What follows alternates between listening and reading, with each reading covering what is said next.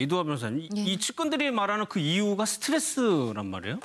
어떤 스트레스일까요? 사실 뭐 저희도 이제 김종필 전 총재 여기 신당동 자택에도 가본 적이 있어요. 인사드리러 가기도 하고 이러는데 사실 총기가 있으신 분이죠. 기본적으로 정말 이렇게 스마트한 분이거든요. 스마트한 분이었는데 사실 이제 그 부인이 먼저 세상을 떠나고 그랬죠. 그리고 또 그 부인 가족 그 본인이 감정이 어땠건 또 정치적으로 입장을 달리한 시기도 있고 하지만 사실 아주 이렇게 같이 인생을 같이 해온 박근혜 전 대통령이 저렇게 영호의 몸이 되고 이런 걸 봤을 때 연세가 드신 분들 입장에서는 그 부분이 이렇게 마음이 아프실 것 같아요. 전 개인적으로는. 지금의 상황이 전국 흐름이. 지금의 상황 자체가 그리고 또 그래서 박정희 전 대통령의 시기 그 어떤 통치 시기까지 일정 부분 또 거기에 대해서 공과 논란이 있는 그런 거. 왜냐하면 본인이 그 시기를 같이 이룬 사람이니까 본인의 어떤 그런 업적 이런 게 폄훼당한다고 생각할 수도 있을 거고요. 그래서 얼마나 회한이 많겠습니까, 지금을 보면. 그래서 그런데 본인이 하실 수 있는 건 별로 없잖아요.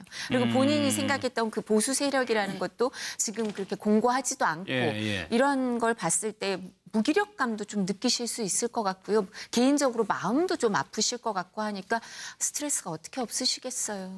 그래서 JP 김종필 전 총리가 했다는 얘기를 들어보면 민정수석실 문건에 대해서도 얘기를 했다고 측근들은 일단 얘기를 하고 있거든요. 저런 것들이 이제 그 캐비넷에서 발견됐다고 청와대에서 발표를 했고 아마 이제 저는 그렇게 생각합니다. 요즘에 보는 눈기나고 과거에 JP가 청와대를 주로 관장하고 정권을 잡았을 때 청와대 이미지가 완전히 달랐잖아요. 그때는 청와대라는 곳에서 뭔가 문서가 바깥으로 공개가 된다는 게 정말 말도 안 되는 상황이었다고 아마 저분은 그 시절을 살았기 때문에 그렇게 생각을 하겠죠.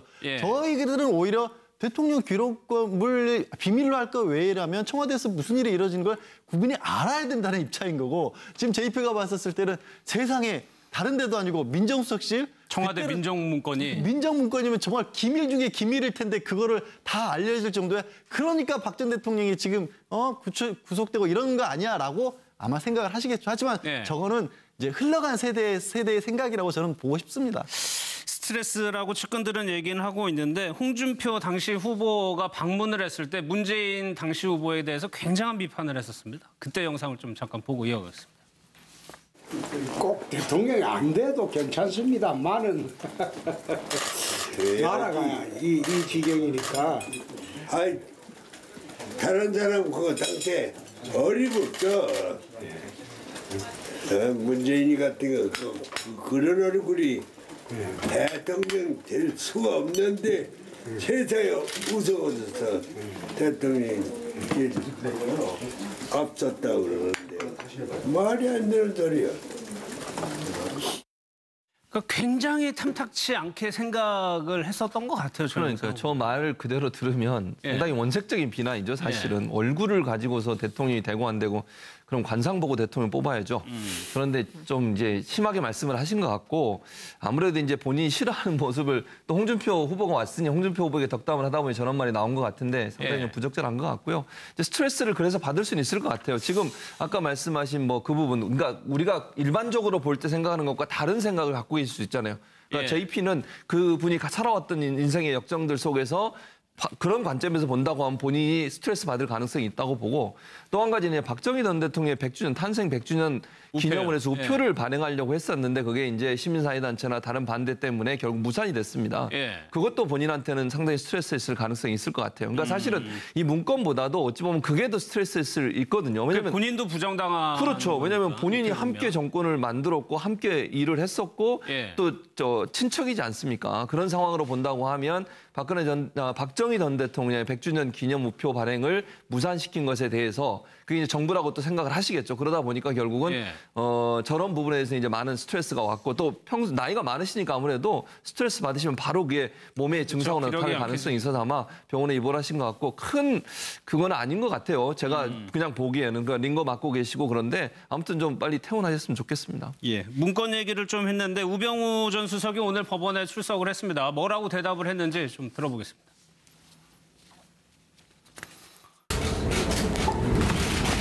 최근 청와대가 발표한 캐비넷 문건에 대해서 알고 계십니까? 언론 보도 봤습니다마는 무슨 상황인지 무슨 내용인지 알 수가 없습니다. 수석님 재임할 때 생산된 문서라고 청와대에서는 얘기를 하는데 그럼 전혀 뭐 보시거나 이런 건 없으신 거예요? 답변 드렸습니다.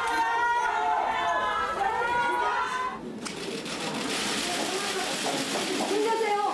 기죽을 딱한 개도 없습니다. 그럽니다. 힘내세요. 뭘 찍기나 찍어서 말려고 찍어 그 따위를. 백날 찍어도 제대로 보도도 안 하면서 못하게 찍어. 우병우 씨, 당신이 영웅입니다.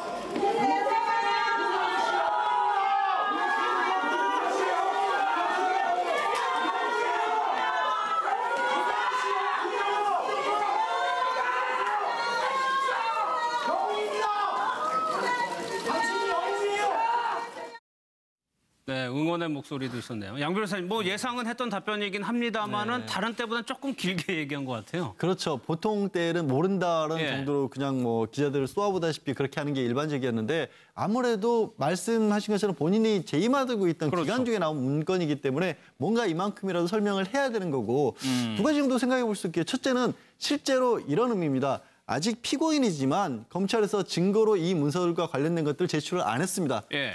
받아본 적이 없기 때문에 그 안에 있는 문건들을 실제로 자기가 모른다는 얘기도 되고요.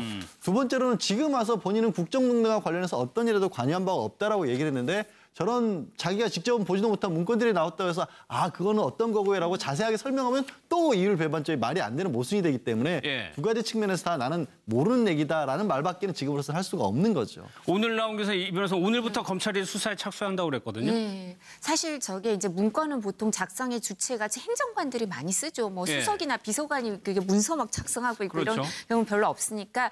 근데 이제 행정관들 그 당시에 행정관으로 근무했던 특히 이제 민정이라고 특정을 짓는다면 이제 검찰에 복귀한 사람들이 많죠. 행정관들이 특히 복귀를 많이 해갖고 있으니까 확 이렇게 특정이 돼요. 예. 어떤 검사인지 특정이 되니까 저는 청와대에서 뭐 정무적인 판단을 하고 뭐 공개 시기 이런 걸 고민했을 수도 있지만 아마 이거 발견하고 나서 실제로 공표하기까지 그 검사들한테 물어봤을 수도 있어요. 이 문건 알고 있느냐. 누군지 다 아니까요. 예, 예. 그게 몇 명 안 되고 그리고 이게 뭐 민정 아니면 정무에서 했겠죠. 그럼 행정관 전체 다 통틀어서 한 50명 그 시기에 예. 근무한 사람 한 50명밖에 안 될 건데 주로 민정일 테니까 아주 제한되죠. 사람이. 그래서 확정이 됐을 거고 우병우 전 수석에 대해서 지금 이제 저기 법정에서 이렇게 응원하시는 분들도 많은데 또 보수적인 분들 중에서 또 우병우 전 수석에 대해서 법조인들 중에 일부는 우병우 전 수석이 엑스맨이다 이러는 사람들도 아, 있죠. 그래? 네, 우병우 전 수석 때문에